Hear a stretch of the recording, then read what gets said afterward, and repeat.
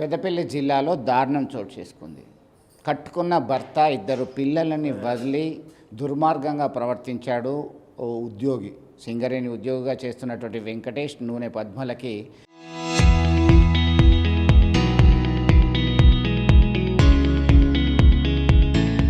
గత 15 సంవత్సరాల క్రితమే వివాహమైంది. వివాహ బంధానికి గుర్తుగా ఇద్దరు పిల్లలు ఉన్నారు. ఏం జరిగిందో ఏదో తెలియదు కానీ ఆమె పుట్టింటోనే ఉంటుంది. ఈ క్రమంలో విడాకుల కేసు వేసిండ్రు. కోర్టు హాజరు కావదామని చెప్పేసి పెద్దపల్లికి వెళ్ళినటువంటి క్రమంలో ఇక్కడ మాట్లాడదామని తీసుకెళ్ళిండు.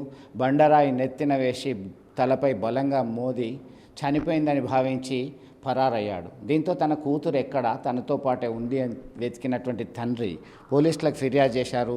చూసేసరికి ఇక్కడ చంపి అక్కడ వేశాను అని చెప్పారు. తీరా చూసేసరికి ఆమె అపస్మారక స్థితిలో ఉంది. ప్రస్తుతం కరీంనగర్లో ఉన్నటువంటి ఓ ప్రైవేట్ ఆసుపత్రిలో చికిత్స పొందుతుంది. పోలీసులు రంగంలోకి దిగి వెంకటేష్ని రిమాండ్ తరలించారు. నూనె పద్మ తల్లి ఉన్నారు మనతో. అమ్మ చెప్పండి, ఎన్ని సంవత్సరాల కింద మీ బిడ్డకి పెళ్ళైంది? అల్లుడు ఎట్లాంటోడు? ఎందుకు ఈ గొడవలు జరుగుతున్నాయి?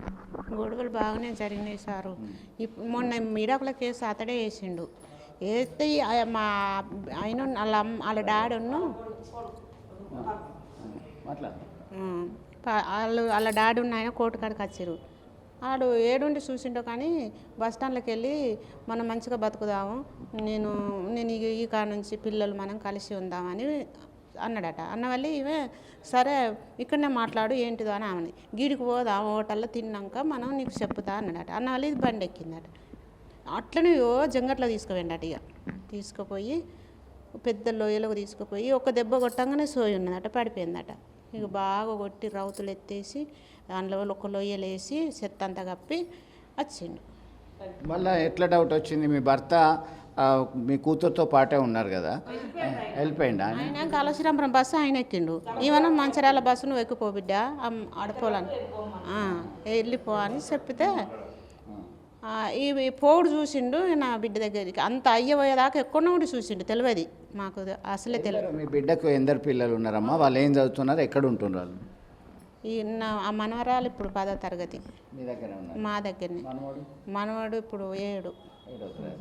అంటే ఈ గొడవలు అవుతున్నటువంటి క్రమంలో పెద్ద మనుషుల సమక్షంలో పంచాయతీ అయిందా? ఆ వెంకటేష్ ఏం పని చేస్తాడు అసలు? సింగరేణి జాబ్ చేస్తాడు. పంచాయతీ పెట్టినాం. పెడితే నేను అతడు ఒకదాన్ని తీసుకొచ్చుకుని నేను మాత్రం నా పానం పైన దాన్ని వదులుకోను, నేను అసలే వదులుకోను, నువ్వు వచ్చి ఉంటే సాత్తా అంటే అట్లా కూడా తోలినాం. తోలితే కొట్టుడు, ఓసారి ఉరి పెట్టిండు, ఓసారి ఉడుకు నీళ్ళు పోసిండు, అంత చిత్రగింతలు పెట్టుడు. అమ్మ నేను పోతే నన్ను చంపుతారు, నేను పోనంటే మా ఇంట్లోనే ఉంచుకున్నాం. ఇక ఎందుకు చంపుతారు, నాకు ఒక్కతే బిడ్డ కదా, చంపుతాడని మేమే ఉంచుకొని సాదుకుంటున్నాం పిల్లల తల్లిని. ఈడాకుల కేసు పెద్దపల్లి కాడ అతడేసిండు. ఈడాకుల కేసుకు వచ్చిందని అవగట్ల చేసిండు సార్.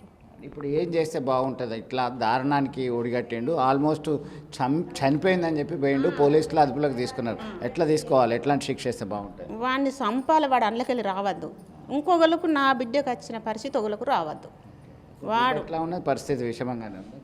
ఏం క్షేమంగా ఉండదు. ఇది లేదు తలకాయ మొత్తం, అది మొత్తం ముక్కు బొక్క వలిగింది, పెదవులు వాళ్ళ పండ్లు ఇరిగినాయి, ఇంట్లో మొత్తం చెయ్యి 3 ముక్కలు అయింది, చెయ్యి ఇరిగింది, వెళ్ళ కొట్టుకుంటాను. ఈ పండ్లు లేవు, ఇది లేదు, ముక్కు లేదు. వెంకటేష్ గారు కేసు వేసిండు, ఇడాకుల కేసు వేసిండు. నిన్న కోర్టు కాడికి వచ్చినావు. కోర్టుకు అయితే బిడ్డ నువ్వు మంచిగా వెళ్ళిపో, నాకు పెద్ద పిల్లలు కొద్దిగా పని ఉందని నేను ఆగిపోయినా. వాడక్కడ కోర్టు కాడ బస్ స్టాండ్లో ఎక్కి బస్ స్టాండ్ కాడ దించుకొని కిడ్నాప్ చేసిండు. పెద్దపల్లి బస్ స్టాండ్లో కిడ్నాప్ చేసి అంతే చేస్తే పొల్లను చెయ్యి కొట్టిండు, ఒక తలకాయ వల్ల కొట్టిండు, ఆ మూతి డ్యామేజ్ చేసిండు, ఆ కాళ్ళు డ్యామేజ్ అయినాయి, కాళ్ళు కూడా ఇరిగింది. అది జరిగింది నిన్న జరిగింది. ఈ రోజు దొరికింది. ఈ రోజు ఎప్పుడు ఆ వెంకటిగాడు కంప్లీట్ ఇస్తే పోలీస్ స్టేషన్ పట్టిస్తే అప్పుడు చెప్పిండు వెంకటిగాడు. అంతే, లేవు అంతవరకు చెప్పలే. నేను తీసుకుపోవాలంటాను వెంకటిగాడు. వెంకటిగాడు 2వ పెళ్లి చేసుకున్నాడు, 2 పిల్లలు ఉన్నారు. నాకు పెళ్లి కాలేదు, నాకు పిల్లలు లేరు అని హైకోర్టులో కేసు వేసిండు వెంకటిగాడు.